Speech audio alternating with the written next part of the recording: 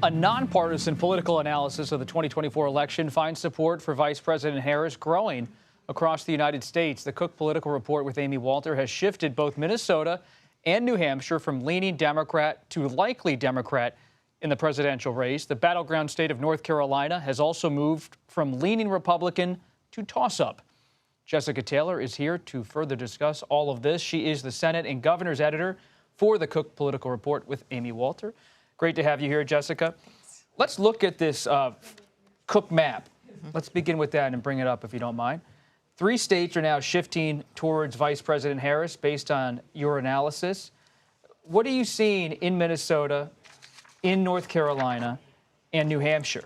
So Minnesota and New Hampshire were states that sort of after Biden's collapse and that Democrats were newly worried about and that the Trump campaign had sort of identified as those expansion states. I think clearly with the shift we've seen in the past 5 weeks that the Trump campaign is focusing on these sort of 7 core battlegrounds. And so we shifted those ratings back toward Democrats. But I think the biggest one is that North Carolina, which the Biden campaign had talked about sort of wanting to put it sort of in the competitive ethos and things, but really it's taken Harris to really make this a battleground. And so we've seen significant shifts, I think, with enthusiasm among black voters, among younger voters. And the polls that we have seen show this very much to be a toss-up contest. And so you can, and you were talking about, I know, with Alaska, it's like, just look where they're going. Harris was in North Carolina the Friday before the convention. Trump has just been there. They're heading back there frequently. So I think you can see the Trump campaign shifting more money toward ad reservations there. So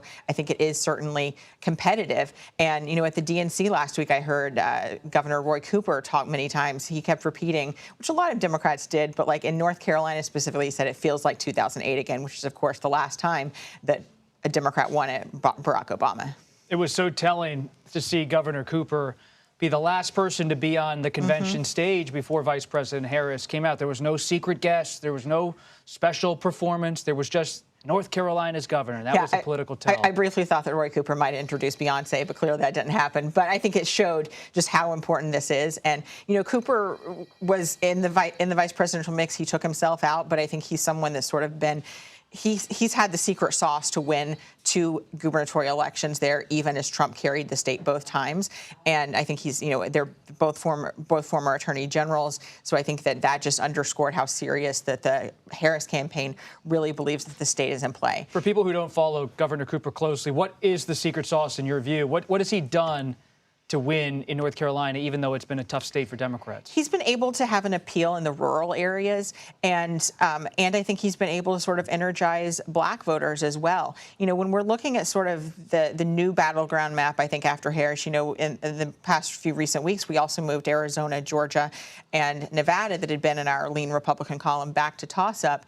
I think North Carolina is, you know, a geographical proximity. It kind of gets compared, both in the South, it gets compared to Georgia. North Carolina is a little more difficult because it does have a lower African-American population and it has more rural whites.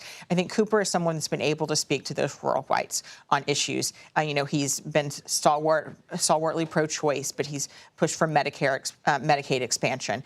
And so I think he's not been afraid to go into those rural areas, and so I think that's something that he can help Harris with. I think it does come down to not only energizing African-American voters, but Cooper has also been able to win over some black voters in urban areas and suburbs that national Democrats have not, that Trump was able to win. So we saw that crossover vote happening in 2020. He won by about 4.5 points, even as Biden lost the state. So there's some crossover voters there. So, you know, he's term limited, but and there's a hot race for his seat as well. But I think if him campaigning with Harris certainly helps, and having that up and down the ticket.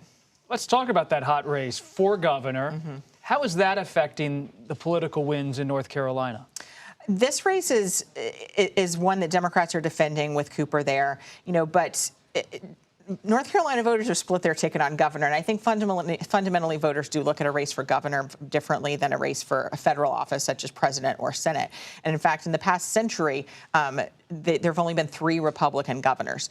So the Democratic Attorney General, the same office Cooper held before he was elected, is Josh Stein, and the Republican is Lieutenant Governor Mark Robinson. Stein, this was a race that we also saw close really in the spring, and we did a poll there in May, and it was a tied race. Our latest poll shows Stein up 8 points, 48 to 40, and that mirrors other public polling that we've seen.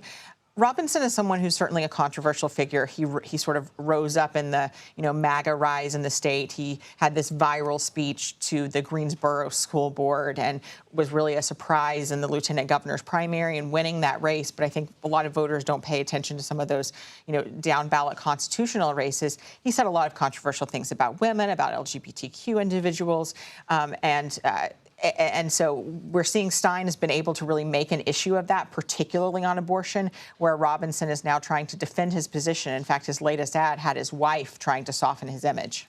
Jessica Taylor, great analysis. Thanks for being here.